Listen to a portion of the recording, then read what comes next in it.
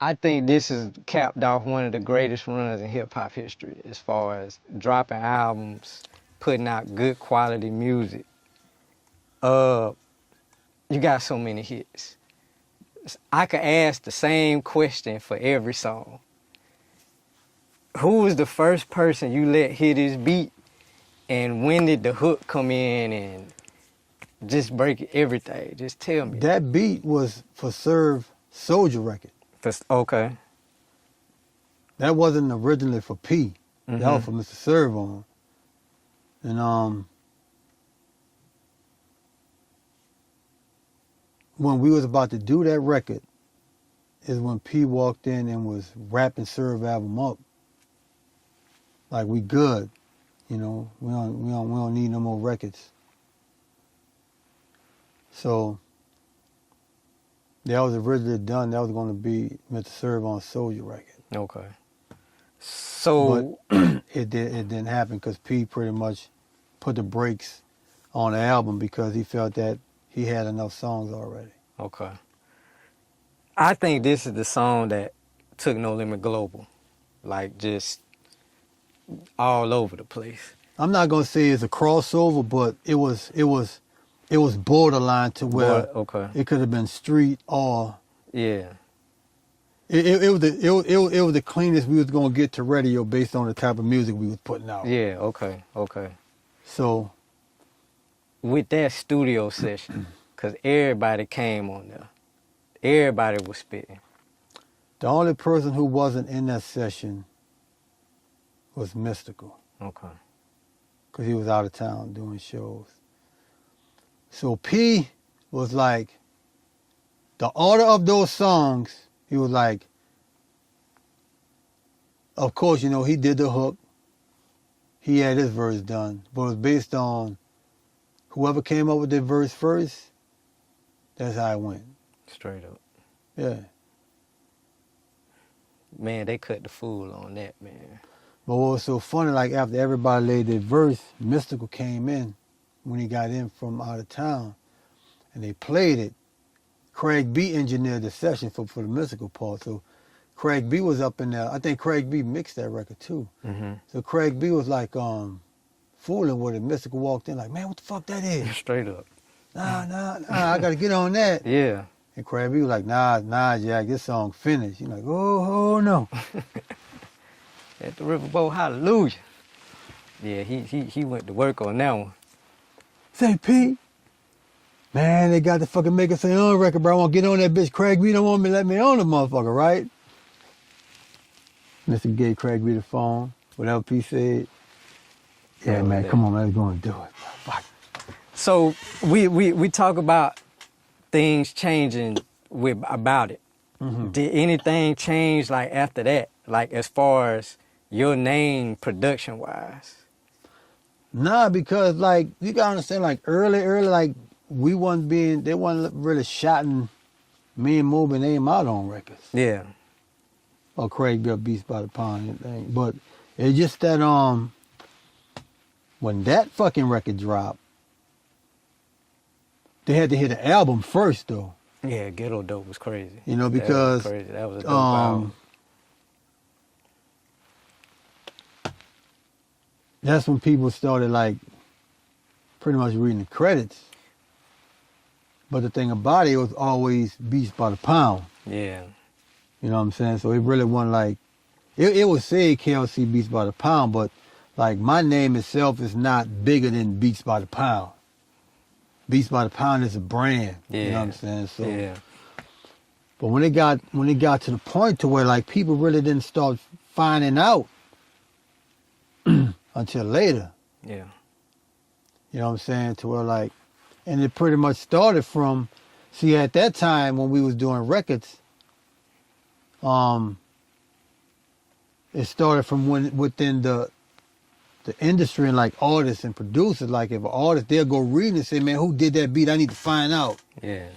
You know what I'm saying? So, cause you know, they wasn't shouting my name out of Beats by the Pound or Craig B, Moby Dick, Odell. It definitely ain't like it is now when you got a tag. Yeah. You know what I'm saying?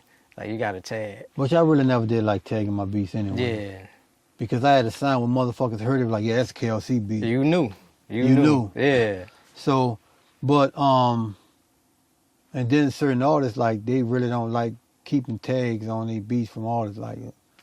But the thing about it was, like, when I first started getting noticed from the records, it was from industry motherfuckers, like other producers. They got heard that making sound, they were like for sure, you know. And then eventually, word started getting out. Started spreading.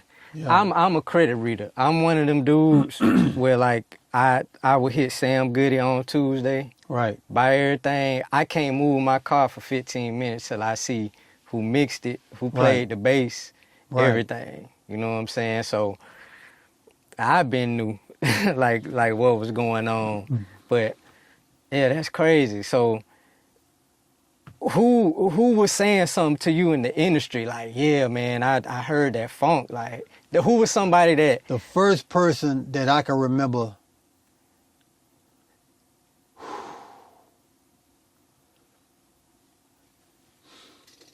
it was either Pharrell or Jermaine Dupri.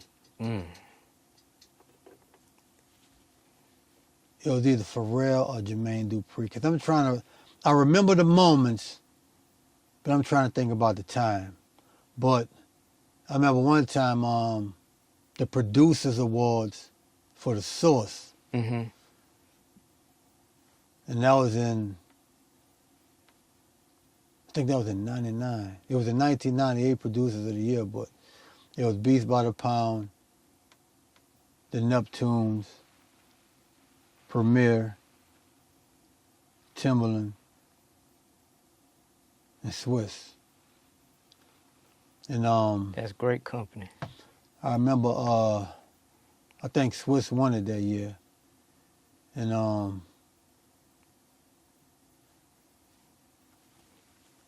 motherfucker came up to me, hey Ron, I don't know about that. Yeah. So the nigga went to breaking down the shit that I did. Like, nigga, y'all produced 26 albums, 20 songs on the albums, the least. And I thought about that, I'm like, nigga, that's over 500 songs. Straight up. Not talking about 96, 97, and 99. I'm just talking about 98. And I remember seeing Jermaine Dupri, and this is around the time we left No Limit. And that's why I saw Jermaine Dupri at the Source Awards. Hey, man, I was trying to holler at your mans for a beat, man. He said, y'all asked for $250,000 a track. I'm like, what? And that's when I really saw the value of production. Yeah. Because we was making, like, we was in-house, so we was getting, our bread or whatever. But when he threw that number out, I was like, because at that time, that's when I was about to release my album on No Limit. And I'm like, fuck, at that time, Brat was the hottest shit. Yeah. And I'm like, man, because I wanted to get the Brat and Mia on a record together. Ooh, that would have been crazy. That would have been my swap. Yeah. I like to get in there, give me a verse from the Brat. I get you a beat. That would have been my play. But I never knew that nigga threw him that number. Right? So, I'm like, yeah. So that's my number. Which he probably would have overpriced it, because even then I would have took 25, 30, 40, maybe 50. Yeah. Depending on the artist. Mm-hmm. Every artist don't have the same budget. You know what I'm saying? So. And then with your album coming up, you know what I'm saying? Yeah. What's your album gonna be based like similar like to the Chronic, just like artists, and you showcase your production on it, like? I snapped on it a little bit, yeah. But it was even like when you listen to the Chronic, Dre did not rap a lot on his record. Nah, he didn't. It was more focused on his production, right? Like everything, and that's pretty much what it was. So, and then I'll never forget Mystical. We had a session in New York at Sony, And he was doing a song for the Any Given Sunday soundtrack. Mm-hmm. And I went up there. He brought me up there to do the beat for it. But Pharrell did the beat because they had a production deal situation. Yeah. So I'll never forget, after they finished, me and Pharrell was talking. So we went to talking about songs, and Down For My Niggas came up. And I'm like, yeah, man, because when I did that bitch, he said, hold up, you did that shit? I'm like, yeah. He said, nigga, bruh. He said, man, he said, that record gonna stand a long fucking time. We gonna get to that. And I'm like, for sure. Which I never knew, 20-something years later, this is still a fucking go-to record. Yeah. But we'll talk more about it on. Yeah.